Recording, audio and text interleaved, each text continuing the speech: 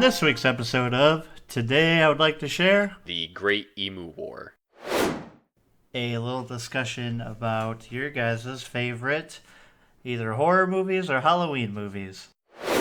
Some incredibly helpful Amazon reviews. Hello, and welcome to Today I Would Like to Share, where we take some time out of our busy lives to share the things important to us.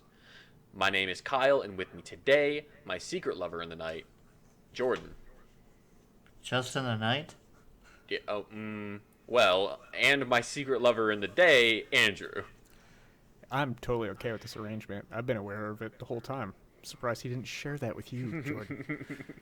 Uh-oh, I guess we know which one's liked less. Oh, man, so what's good with the two of you?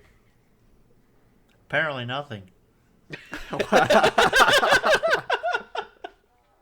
That's funny. Ooh, someone's Oh, bitter. man. Someone doesn't like being second best.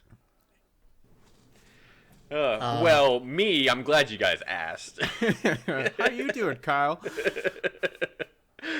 Good. The Borderlands came out, well, I guess a while ago, and me and Jordan just picked it up recently, and so did you, Andrew, and we're blowing through that. So it's been a lot of fun just trying to get level cap and farming bosses. Yeah. Yeah, I've been having a blast with it. Also the gun names and there's just names for everything in that are hilarious. Yeah. Yeah, it's a pretty funny game. I'm having a lot of fun in that. I saw a lot of stuff on the internet around the time of its release, which is like Borderlands writing falls flat and Borderlands is unfunny. And to those people I say, lighten up. You're not completely wrong because the writing is a little try hard, don't get me wrong, but like at least most of the stuff I get a chuckle from, you know? Yeah, I agree. I think, yeah, for sure, Borderlands' strength comes in gameplay for me. I like the gameplay loop of Borderlands, and if it makes me laugh every once in a while, it's a bonus. So, And Right. the game feels so much better than the other ones. Because like every boss isn't just a dude with a gun who has perfect aim. And there's a good amount of cover and just like boss mechanics that feel fair and fun. Like there's only been a couple bosses where it's just like I don't understand what's killing me and why I'm dying, but I am. But usually I can figure it out and deal with it. But there's one that's just like I mean, me and Jordan were fighting them last night, and it was just driving me nuts. But yeah, other than that, like the game just it feels good. Like it got modernized with like sliding and stuff like that. And it feels good. I didn't think I'd like it as much as I do, so I'm happy about that. yeah, one reason I could see maybe people are complaining about the writing for this iteration is I think the last Borderlands game to come out was the Telltale Games version, where everyone highly praised that game for its writing. But also, there's almost no gameplay to those games. It is all about writing and story, so it makes sense that that's the strength that they represented in that game. And Borderlands 3 is a lot more about actual gameplay, gunfighting, stuff like that. Yeah, you're right. Yeah. Anybody got anything else going on, or you want to jump right into it? Not really. Yeah, there's nothing going on. I just need some stuff shared with me, I think. Yeah, that's a good point. Okay, well, let me share this link real quick. Because today I would like to share the Great Emu War. Jesus. That took place in Australia during the later 1930s, or sorry, early 1930s. So if you've never heard of this before, the Great Emu War was dubbed that after the whole thing happened, of course. But in the 1920s, like after the Great Depression and everything, soldiers returning from war, from the World War I, were granted a bunch of land in Australia to farm, so they could, set up their lives and do well. But it was quickly learned that these lands were infested with emus. So although they did start to get their farms going, their wheat and everything was just getting like destroyed by emus, and they're causing a lot of havoc. So the farmers turned to the government for help, and the government set into place a like a bounty system, so you could kill an emu, bring it in, and get paid for it. But that wasn't going fast enough for the farmers, or so they thought. So they went to the government again and said, "Well, fix this." And that is where the war came in. And I'm going to read this a little bit about it. And it's military involvement was due to begin in October 1932. The quote unquote war was conducted under the command of Major G.P.W. Meredith of the 7th Heavy Battery of the Royal Australian Artillery, with Meredith commanding soldiers Sergeant S. McMurray and Gunner J. O'Hara, armed with 2 Lewis guns, which is like a machine gun.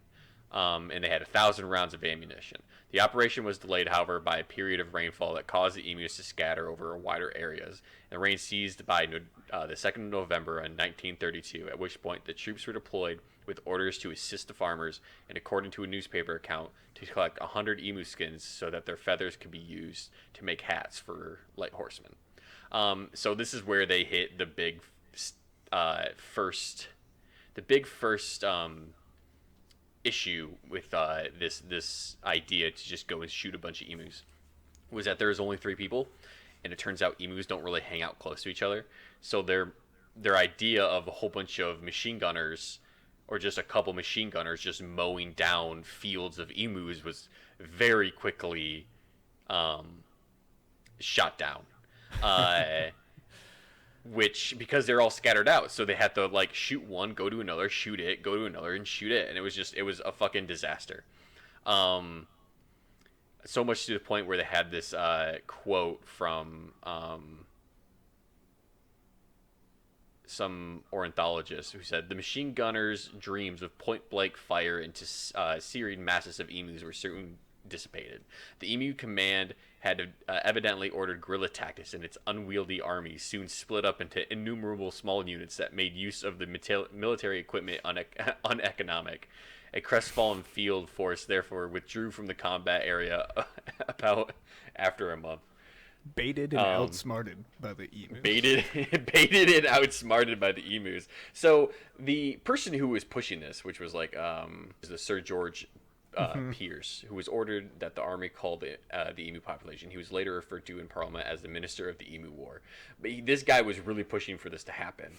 And when it failed, he pushed for it to happen again. So after they got out of the area and they like left and like, listen, this isn't working, they went right back out there with more machine guns to try to do this again. And only like taking the field on 13th of November 1932, the military found a degree of success over the first 2 days with approximately 40 emus killed. 40 emus killed in 2 days. It's just That's like, 20 a day, and they wanted to kill 100 their first time out there. Yeah, like December 2nd, the soldiers were killing approximately 100 emus per week. And it's just like, oh man, it's unbelievable. It's just failing to kill these emus. But this section entitled Aftermath. Despite the problems encountered with the cull, the farmers of the region once again requested military assistance in 1934, 1943, and 1948. So this continued to happen. And they were turned down by the government. And instead, the bounty system that was originally instigated in 1923 was continued. And this proved to be more effective because 57,034 bounties were claimed over a 6-month period in 1934. Whoa. Wait, yeah, what? It turns out, just like, hey, crazy people with guns, go kill these emus for us. And it turns out that works really well because there's a lot of crazy people with guns who want to shoot emus. It's just a matter of numbers. You put a bunch of people out there. Like, there was 3 people, and they could only kill like 40 a day. That just makes sense. And they're covering how much ground? You know, they're probably all pretty much in the same area, so. Yeah, and you know, they had to move from pack of emu to pack of emo, so you just put a bunch of people out there, and that solves your problem. But yeah, by December 1932, word of the Emu War had spread, reaching the United Kingdom. Some conservatives there protest the cull as extermination of the rare emu. And throughout 1930 and onward, exclusions bearing fencing became a popular means of keeping emus out of agricultural areas. So yeah, it turns out trying to kill them all just didn't work, and they ended up having to put up giant fences to keep them out. I mean, that might have been your step one, but You hindsight think, 2020. but I mean, these farmers were like there were soldiers who were just trying to get these farms going. So I'm assuming they didn't have the assets to build a giant fucking fence. And even though the Emu War was a failure, it was still a pretty cheap failure. Like governments can get ammunition very cheap, and then they just put 3 people out there with guns. That's true. And that That's doesn't way cost cheaper very than much. the government building fences for everyone to get the farms off the ground. Exactly. But yeah, so that was Australia's only war fought on their own ground. And it was against emus. It was against emus. Can you think of a more foreboding enemy? Yeah, gonna have to go after the dingoes next. But yeah, so the question I want to ask you guys is, what force of animals would you like to command to try to take over a country? Like, say that emus were going to win that war. Like, what animal would I back to beat the Australian government? Basically, yeah. I like that. I think the obvious answer here is gorilla. Okay. Imagine an army, not like, just a handful of gorilla, but like in formation, like 3,000 gorilla marching into the city. I think they've got a good shot of taking it. I don't know. I was thinking just release thousands of tarantula hawks. Oh, birds? Yeah, birds is a good direction to go, I think. Tarantula hawk is a bug. Oh, what? A All I heard was hawk? hawk. So, Oh no, yeah, tarantula hawk. Most painful sting in the world. okay, yeah, that would win too. More most painful or most deadly? Most painful. He's going for psychological warfare. Like, nobody's going to live in this country if there's tarantula Like, hawks stinging you If constantly. you get stung by a tarantula hawk, it basically you can do nothing but scream because it hurts so bad and it feels like you're paralyzed. Dude, this thing's ugly. Yeah, they're insane, but that's what I would pick. Gorilla's good too. Good old classic guerrilla warfare. What would you pick, Kyle? That was a good one, Jordan. Nice. Oh, Man, honestly, I'm trying to pick an animal based off how cool it would look for them to run in unison into a city, and emus is pretty high up there. But yeah. So let's go in a different direction. Let's just go with the most ridiculous animal. Most ridiculous looking animal to storm a city, which would probably be ferrets. Yeah. Platypus. Just Platypus. An army of platypus. Ferrets would, yeah. I would avoid ferrets. yeah. Not gonna lie. They're fast. They stink. That's about enough for me. They catch fire really quickly though. Were you all around when Craig was telling that story? Guess not. He was hanging out at a friend's place, and the friend went to do something. So he's just sitting there playing with his friend's ferret, and the ferret was trying to like attack his hand. It's playing around, having a good time, but it got a little bit too close to a candle, and all of its oils on its bodies went up in flame, and it was on fire. But since it like had just started and it was just the oils, like it didn't know it was on fire, so it just kept trying to play with Craig's hand as he's trying to bat the fire out and like extinguish this ferret. So it's having the time of its life because it doesn't know it's on fire while Craig is having like a goddamn panic attack about this ferret. That's crazy. Yeah. So imagine now I'm just that. picturing the whole like city overrun by ferrets on fire. Now that is a fearful sight for sure. How about you? I'm sorry, Jordan. You said tarantula hawk. Komodo Why- dragons would be fun too. Yeah. I think we've already had this conversation before where they're basically just dragons. They're closest things to dragons we have. Yeah, definitely. They're scary. The weird thing is because of the way they hunt and stuff, if they went and invaded a city, what they would do is they would invade it all in the night, bite everyone, and then leave for like 12 hours. Everyone's like, what happened? They left? Are we okay? But everyone's been bitten, and their venom is like working its way through their system, and then like a few hours later they'll all die, and then they'll come back. So this weird period where everyone thinks they're safe. Have you guys ever seen Gurren Lagann? Nope. Oh, okay. Well, it's an anime on Netflix, and I highly suggest you watch it. It is amazing. But there's this one point in time where this creature uses this magical energy in the show called Spiral Power to hyper evolve. So it goes from being like a little mole into a child, like a human child. Oh, And it's only temporary. It evolves back, which is super weird. But you need to do that for the Komodo dragons. They need to like hyper evolve into like little creatures, and like they hyper evolve with little knives that have their venom on them, so they can just sneak into everybody's houses and just stab them. I think some might have already done that. That might explain Mark Zuckerberg. You're right. He has poisoned America. That was good. I like that one. That was pretty quick, man. I'm not gonna lie. Oh man. Cool. So yeah, that's what I had to share. Thanks for sharing.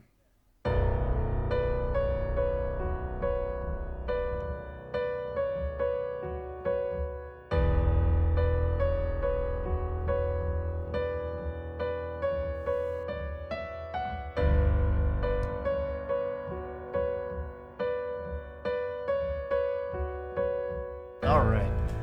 Today, I would like to share, in the spirit of spooky month, spooky season, a little discussion about your guys' favorite either horror movies or Halloween movies. Okay. So yeah, there's going to be a few questions throughout this, but what is your guys' favorite Halloween or horror movie? If you had to pick one. First, Andrew, because I'm gonna have to think about this, because I don't watch a lot, but I know I've seen some that I like, so I gotta yeah. I also haven't watched a lot, to be honest. Okay, so you guys aren't horror fans. I generally do like horror movies. I just, for whatever reason, don't get to watch a lot of them. Fair enough. I think I more lean towards like psychological thrillers than just straight horror movies. There's a lot of tropes that horror movies rely on that I don't necessarily prescribe to. Like, because suddenly there was a loud noise and the camera jerked, like, I'm gonna jump. Mission accomplished. But you didn't actually scare me, right? Because it was the sound that scared me, not the movie. Whereas like psychological thrillers like make you think, and they actually get scary, and I enjoy that a lot more. Like my adrenaline's pumping. I like psychological thrillers as well. I would say psychological thrillers fall under the category of horror movies. I took in my last semester of college took a introduction to film, and it was a really cool class. But one of the things we did was doing presentations on genres, and me and my groups happened to be horror. And the real thing about horror is that horror encapsulates like a monster, and the monster can mean a lot of things. It could be the monster. It can be Michael Myers. It could be an actual monster. But that's the key component, and it's about the monster pursuing people and how they deal with it. So if you think of a monster in broad terms, zombie movies are horror movies, and psychological thrillers, whatever is this cause of distress is just the monster. Yeah, I mean, I agree. I definitely lean more towards psychological thrillers as well. One of the better ones I've seen in the past few years is probably 10 Cloverfield Lane. That was a really good movie. Yeah. Still haven't seen that one. Super good, super good. John Goodman is really good in that movie. If you like, Yeah, John he Goodman should at play all. more bad roles like that. Yeah, he really did a good job playing that character. But that's a great movie. A weird thing that I have been into is like parody, like comedy horror movies. Like, have you guys ever seen Tucker and Dale versus Evil? That Yeah. is one of the best movies I've ever seen. Period, That is a very funny regardless movie. of Yeah, like it's, genre. it's amazing. Yeah. It's amazing. I think I enjoyed it as much as I did because the first time I watched it, I had no idea what it was. I didn't know if it was an actual scary movie, if it was like what it was at all, and it like I don't know, because it caught me off guard, I enjoyed it quite a bit. Yeah, exactly. I love that. There's a really good, like, comedy horror show called Ash versus Evil Dead. Yeah, it's a good show. That's a great show. But yeah, I mean, like I said, I'm more of a psychological thriller guy as well, but I also like comedy horror movies. I kind of like any horror genre. Yeah. I don't know if you guys seen Haunting of Hill House on Netflix, but that That's was a really good show. too. That's a really good then show.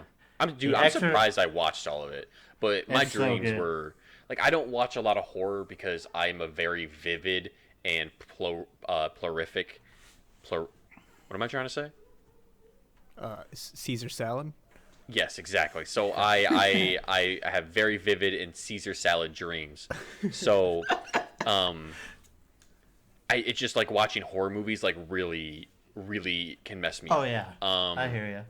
In my dreams after Haunting the Hill House, it was only about a week or two that they were bad, but oh boy, it was that stuff was crazy. Yeah, that happens to me too. When I was I mean I get night terrors. I don't want to say frequently, but they used to be more frequent than they are now.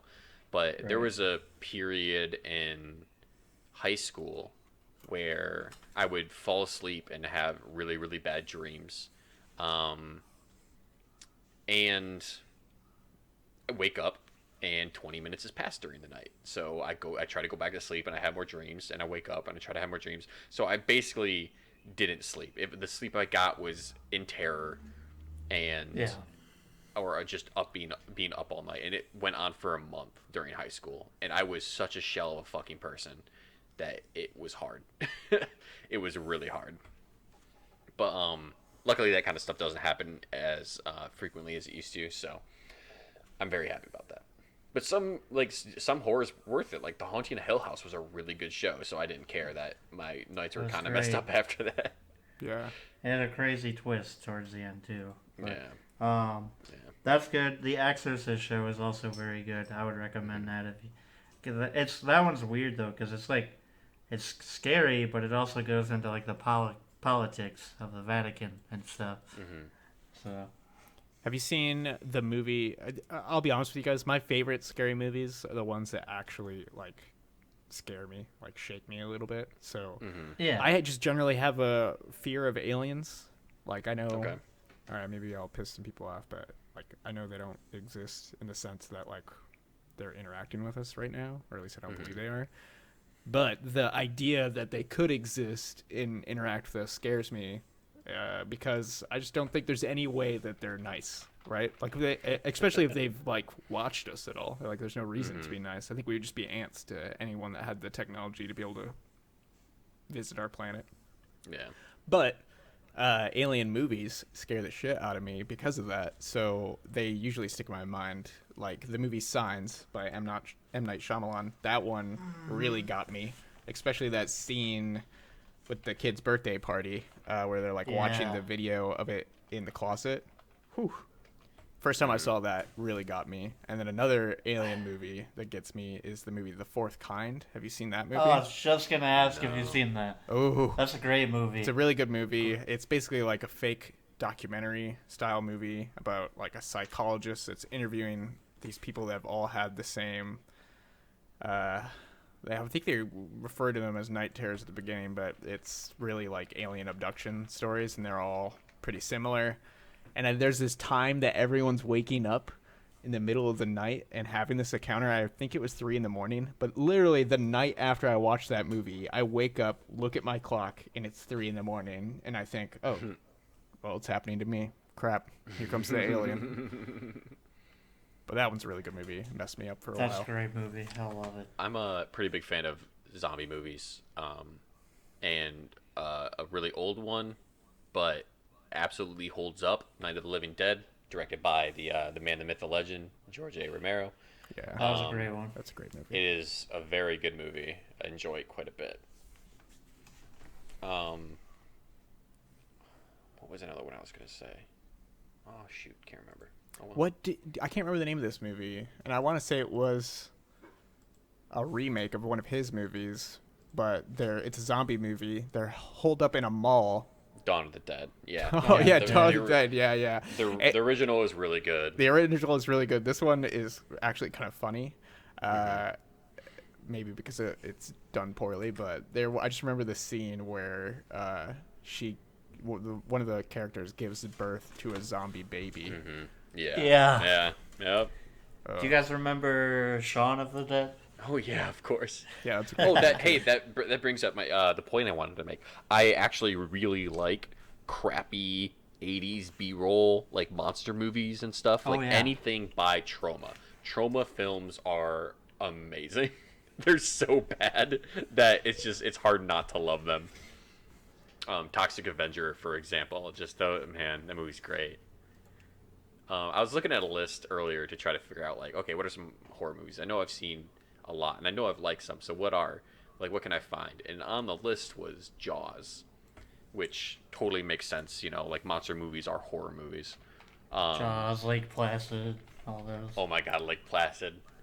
That movie's hilarious. I love monster movies. Oddly enough, I've never really seen a lot of Godzilla. I've seen the newer ones, like the 2014, and I want to watch the newest one that just came out. But I saw it in theaters. It's fun. It's a lot of fun. I hear that like story-wise, it wasn't super great, but it delivered on what the first movie didn't, and that's just a bunch of monsters fighting each other. Yeah, exactly. Nice. Exactly. What about Poltergeist? Have you seen that one? That one's really good. No. Poltergeist is good. Tremors. Old movies back then, like all those old horror movies are the best movies. A lot of the newer ones are shit. I haven't seen the original Alien. Oh, that's really good. And I really want to. That's a good psychological thriller. I mean, there's some jump scares and stuff in there, but it's mostly like. There's a part in that movie where the cast was genuinely terrified because they didn't know something was going to happen.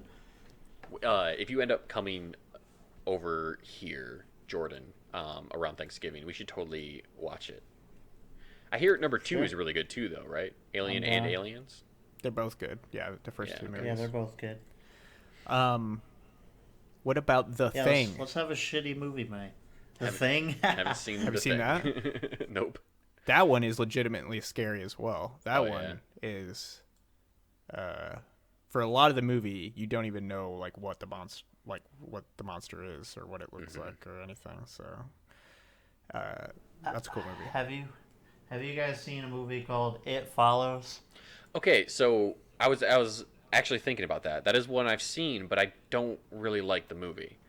Okay. And not because the movie's bad. I think as a horror film, it really encapsulates the idea of the genre, like to the point where, like, to be a horror film, you have to have people afraid of a monster and running from it, and that's literally what the movie is. It is running from the monster. I just think it went on too long, and I lost interest.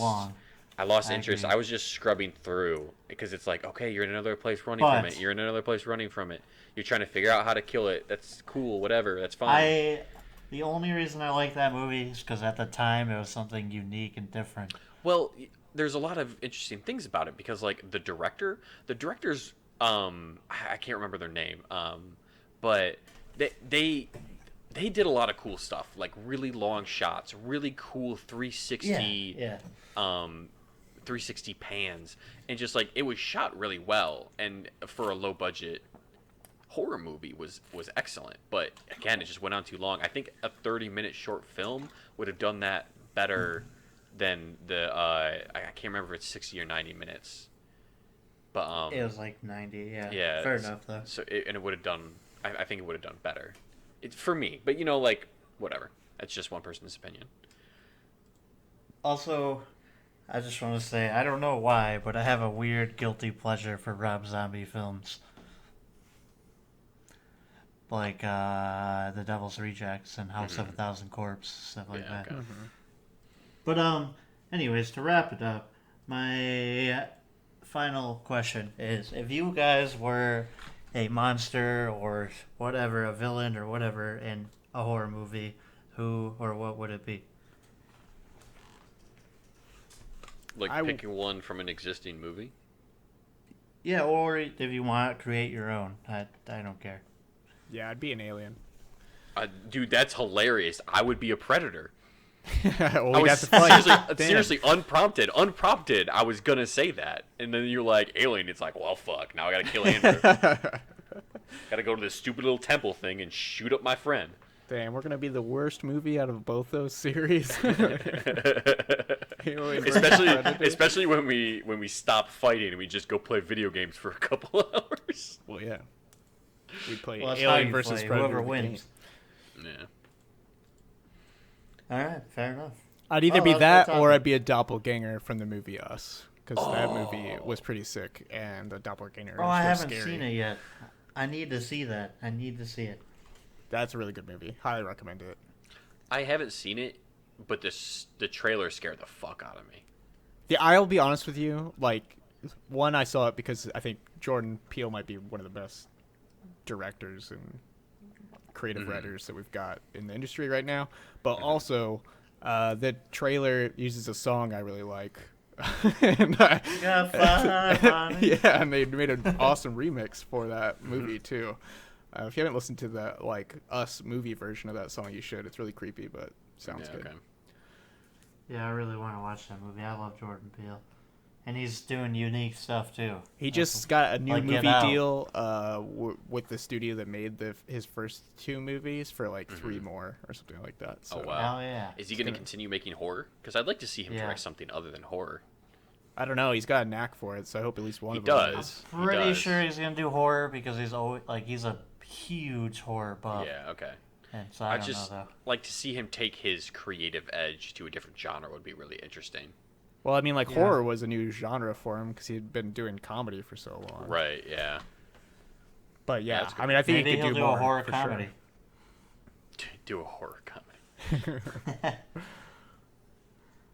Hey, I mean, I'm sorry. I just want to go back to us talking about movies for a second. Did you guys ever see The Purge, the first one? I've seen all of them. Okay. That's a guilty pleasure, too. Yeah, dude, the first movie was everything up until the people got in the house was so amazing. And then they get in the house and I saw it on opening night. We went at midnight and had a theater full of people and literally the whole theater started laughing at the end. It was not because it was bad, but because the scenarios were funny. Like when they started killing people, it was like, this is funny. And it's like, man, I really wish they could have kept that feeling throughout the whole movie, but that doesn't make me not like the movie. Yeah. Anyway, sorry. Yeah, that's wait, no, we're not done with this tangent or movie discussion yet because I got one more I need to recommend. I'm sorry, but this will end I it. knew this was going to go on. But the double feature that Quentin Tarantino and Robert Rodriguez did, Oh, yes. it was Planet Terror and Death Proof, I think were the two movies. Yep. Both those movies are really good. I saw those I agree. in theaters. It was 4 hours in the theater, included fake trailers and stuff, a fake intermission, and the whole experience was amazing. And both those movies were really good. Sorry, go ahead. I wish Quentin Tarantino would do a horror movie. Did you see Django? There was a lot of blood in that one.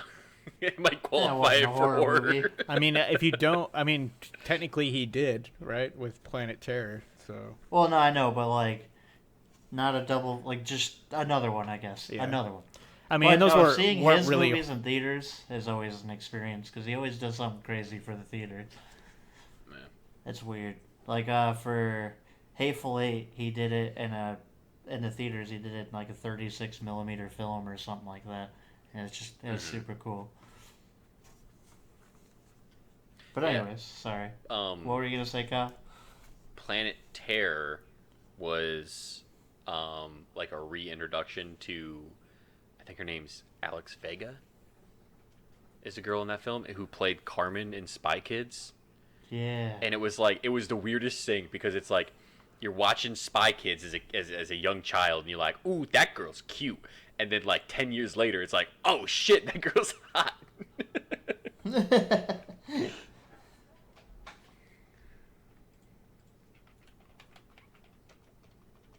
Well, yeah, that was horror movies. Happy spooky season, y'all.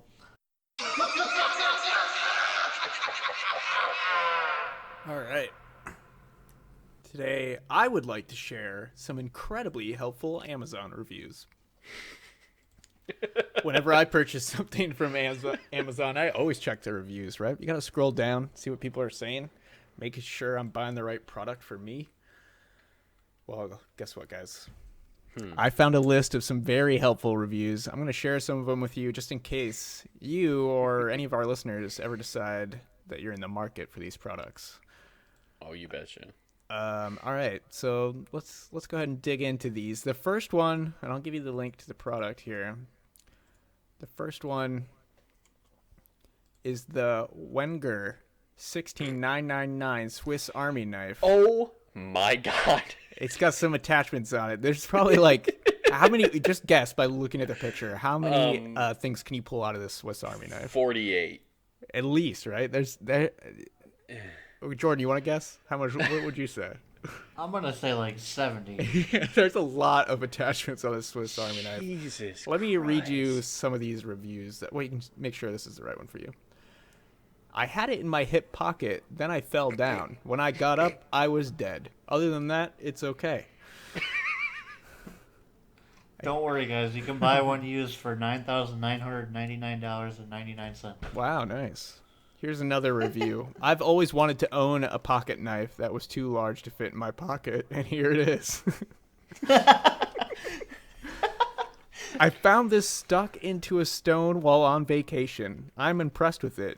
Generally. Unfortunately, it turns out that removing it made me the new king of Switzerland, which is a lot of responsibility. That's awesome. There's 87 implements. 87. Oh, I'm glad you did that because there was a list of them and I was just counting all of them, so I'm glad you found it. 87. Yeah, so that knife, maybe you're in the market for that one. It's got some good reviews. Here's another product for you, though. This one is the UFO detector. Oh, Jesus What Christ. the fuck is this? This is a weird cylinder with some electronics inside. It's supposed to detect UFOs. Here's some of the reviews. I don't know if this is a scam or if mine was broken, but it doesn't work. And I'm still getting abducted by UFOs on a regular basis. We found no signs of aliens in the morning. My uncle and I noticed that some of his cattle had fallen over and accidentally disemboweled themselves, which my uncle was upset about, but we could see no signs of aliens. As a reasonable and trustworthy human, do not gleep nerp this ungood product. Bad it is for us humans to purchase and operate this online purchasable product. Oh my god. And that reviewer comes from a trustworthy human.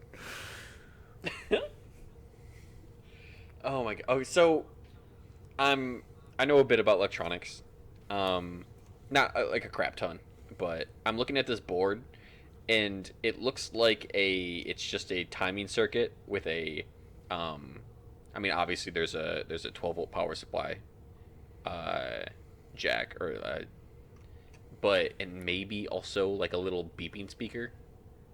But this is like they're literally like that circuit board is just making those lights change. And what about the little power crystal in the middle that detects aliens? That you mean the thing on the top? Is that this is it's just clear plastic cut and glued. You can see the horrible saw marks. Like they didn't even bother to sand it down. I like how the icon on the top of the plastic part too is like crop circle. Art. Yeah. Oh, that is what aliens do.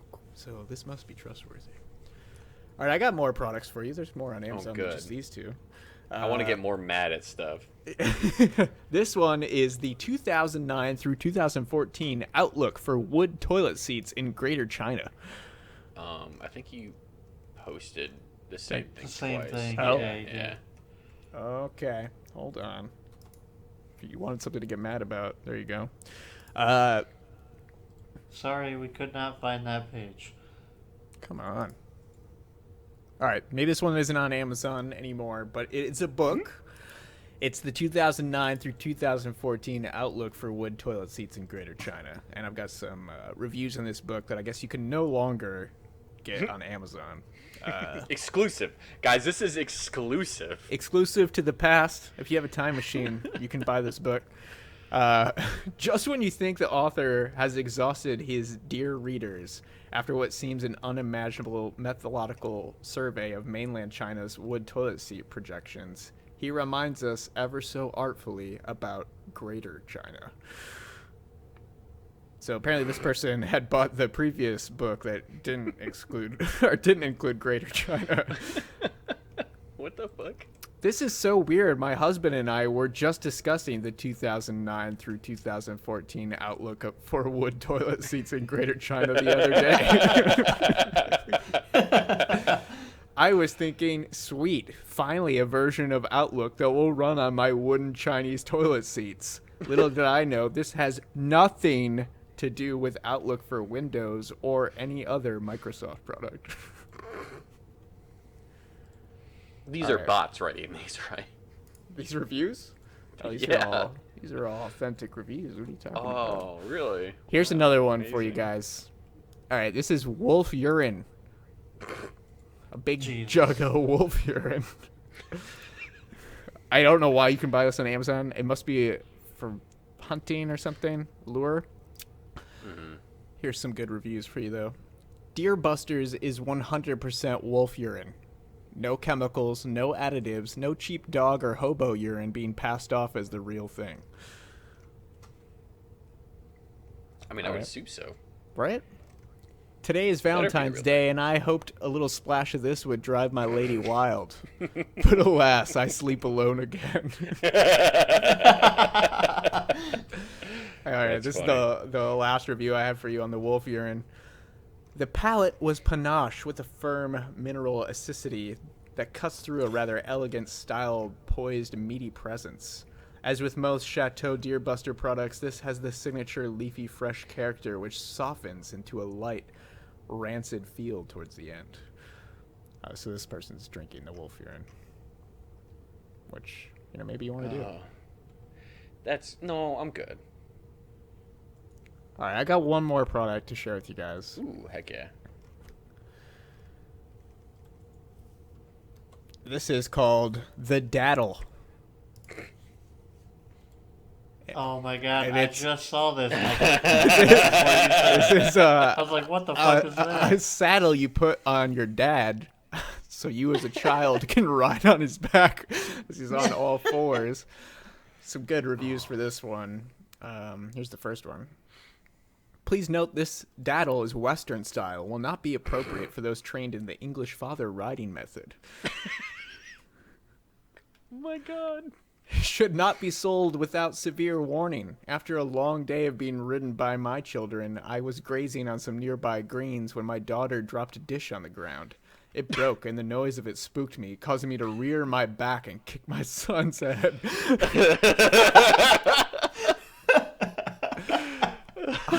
I'm afraid that I have still not had success. No amount of duct tape could keep the cat attached to the saddle while it was on my husband's back. So yeah, if you're in the market for UFO detectors, giant Swiss Army knives, wolf urine, daddles, Amazon's the spot for you, and they've got reviews, so you can trust the products that they're selling. Yeah. Those seemed totally like people who wrote those for real. Oh yeah, these are only experienced users. Yeah. Writing these verified reviews. purchasers. Mm-hmm. Oh, Cool. man. I tried really That was hard to fun. come up with a question that fit these products, but I then I don't think realized there's there's any no way you such could have question done that that. exists in the world. Yeah, that's literally impossible. I thought you were gonna ask us to do an Amazon review on something. Um, Honestly, I think that would be improv sales pitch that you did the other day. yeah. I don't have for any sure. prizes to give you, unfortunately. Damn, I was hoping you ordered me a daddle. Oh. Oh. Oh, Jordan, look under your seat.